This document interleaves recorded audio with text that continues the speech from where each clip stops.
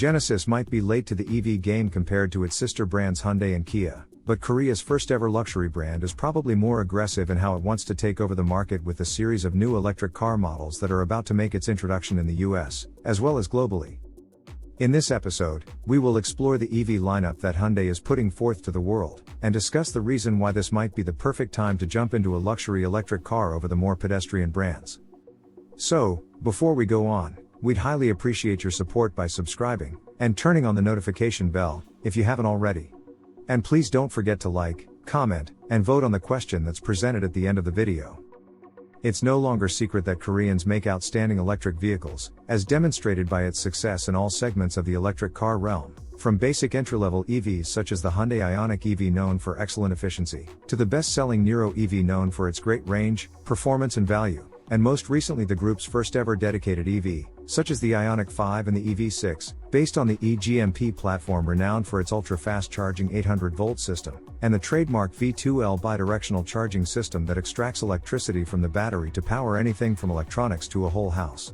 And the innovation does not end there, as Hyundai is implementing the wireless charging technology into its vehicles, which would be a key component in allowing for the full self-driving autonomy in automobiles that are undoubtedly approaching very soon. The first such car to benefit from the new wireless charging technology is Genesis GV70. About to make an introduction in the US with the initial ordering process that's about to take place with the planned arrival in the summer, the first ever dedicated EV of the Genesis luxury brand will be an entirely different EV than its siblings. A key product for Genesis, as it's about to embark on the journey to become an exclusive EV manufacturer starting in 2025, the GV70 embodies everything that Genesis strives for in its effort to become the leading EV maker. The GV70 is a sister model to the successful IONIQ 5 and EV6, and offers the same great 800-volt eGMP ultra-fast charging system that charges in 18 minutes 10 to 80%, as well as offering the long-range 77.4 kWh battery, paired with either the 225 horsepower single-motor rear-wheel drive setup to offer 280 miles or 450 kilometers of range, or the 321 horsepower dual-motor all-wheel drive system that renders 250 miles or 400 kilometers of range. Furthermore, GV70 also offers a performance version good for 483 combined horsepower from the dual motors to offer 0 to 60 miles per hour time of 4 seconds. Add to this the eGMP trademark features such as V2L, and the advanced driver assistance systems including the advanced level 2 self-driving features, along with the concept car-based hip styling, and a kind of opulence and luxury that you can expect from Genesis, would certainly make GV70 one of the most desirable electric cars in the market. With the GV70, Genesis clearly has its eye on Tesla, to replicate its success globally, and in particular in Europe. Genesis obviously has attained a certain level of reputation as a trendy new luxury car brand for upper-middle-class America, with the success of its products such as the Motor Trend's Car of the Year winning G70 sedan, and the GV80, Genesis's first ever SUV that became famous as the car that saved Tiger Woods' life. However, Genesis as a new luxury brand in Europe is struggling, and the new advanced electric cars such as the GV70 and the upcoming Electrified GV70 is to be the savior for the company's European efforts. The GV70, the second SUV in the Genesis lineup, and expected to become the sales leader for the company, has now been electrified and awaiting release globally. Here lies a great new piece of information that will delight a lot of people. The electrified GV70 will now be built at the Hyundai manufacturing plant in Montgomery, Alabama, in addition to its current manufacturing in Korea. Hyundai has invested $300 million to create a new electric car-specific production facility to increase its EV sales in North America, and the first product to be manufactured at the new factory is the Santa Fe Hybrid in October, with the electrified GV70 to follow in December 2022. Originally, the U.S. production was conceptualized to take advantage of Biden's $12,500 tax credit offered to the U.S.-made EVs, but when it was realized that only the union-made EVs were eligible, the plan seemed to have all been cancelled. But as it turns out, the incentive plan will be modified after 2025, and continue as $10,000 being offered to all US-made electric cars, regardless of the union. It reignited the project. This is probably a result of Tesla's push to have the bill changed to allow its EVs, which are built in California, but not by union workers, to benefit from the incentive, but companies like Hyundai stand to benefit tremendously as well, in more ways than one.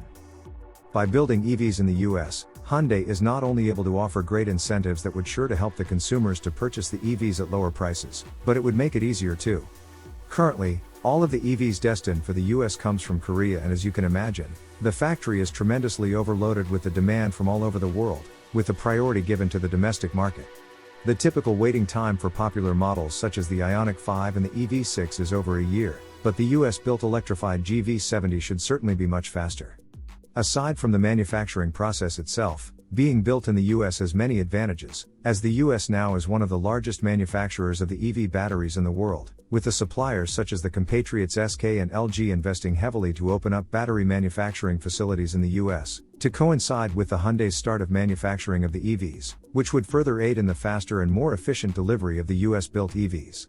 The US is also on its way to becoming the largest semiconductor producer in the world, with projects such as a proposed $52 billion in US government subsidies, towards Intel's planned $100 billion mega fab in Ohio, as well as Samsung building a $17 billion chip plant in Texas to aid in Hyundai's EV manufacturing in the US. So, within a couple of years, having to wait over a year for an EV will be a thing of the past. However, until then, the US-manufactured GV70 will certainly be a great option over the Korean-made IONIQ 5 and EV6.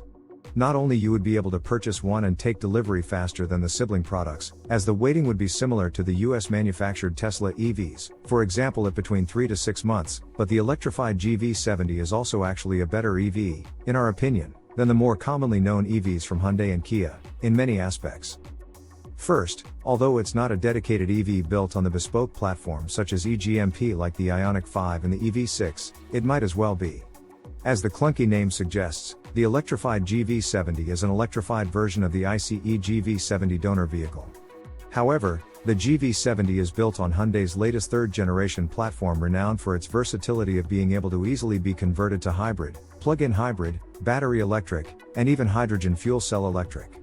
EVs built on the third-generation platform are reported to be as efficient as those built on the dedicated eGMP platform, and the specifications prove it. The electrified GV70 offers the identical 800-volt charging system that offers a blazingly fast 18-minute ultra-fast charge speed of 10 to 80%, as well as the same V2L feature that provides 3.6 kilowatts of power just like the IONIQ 5 and the EV6.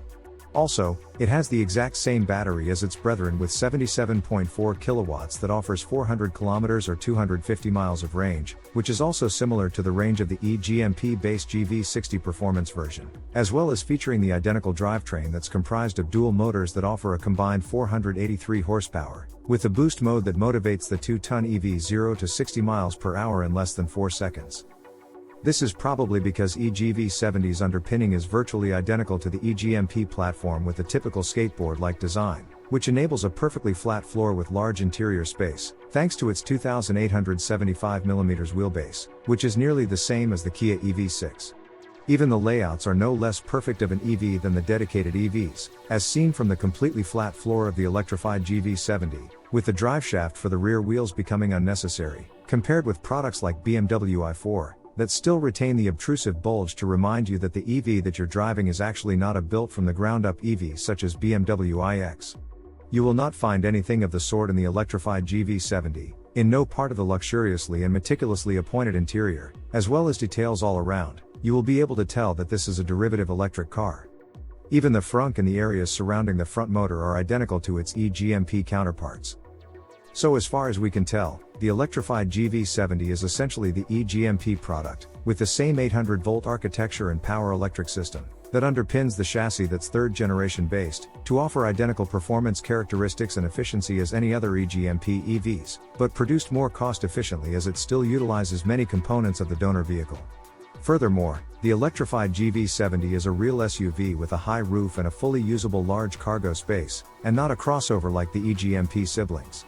It's also the first EV to offer the SUV-specific e-terrain mode to allow stability and control in various environments, with 3 sub-modes for snow, sand, and mud. These differences might be the reasons why you would choose the electrified GV70 over the GV60 Performance, which is very similar in just about every way, aside from the styling and the overall presentation, and the pricing that's a bit cheaper.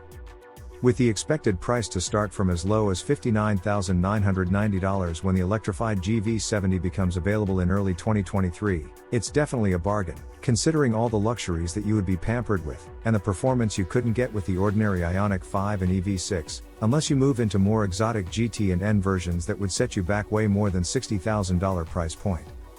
And let's not forget the ostentatious luxury car ownership experience and the respective concierge service that you would receive from Genesis, that you would not get from mass market brands such as Hyundai and Kia.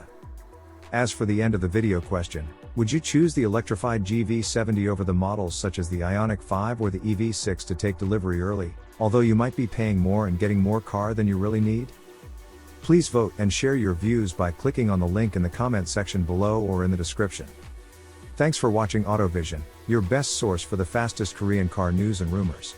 Don't forget to comment, like, subscribe and click on the notification bell, so as not to miss any of our new videos. It would help the channel greatly if you could view our videos as soon as they are uploaded, and watch them all the way until the end, which would help to reach more people.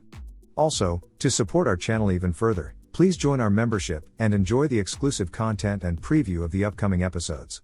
Finally, don't forget to join our forum and share your passion for Korean cars at KoreanCarNews.com. See you next time with the latest Korean car news.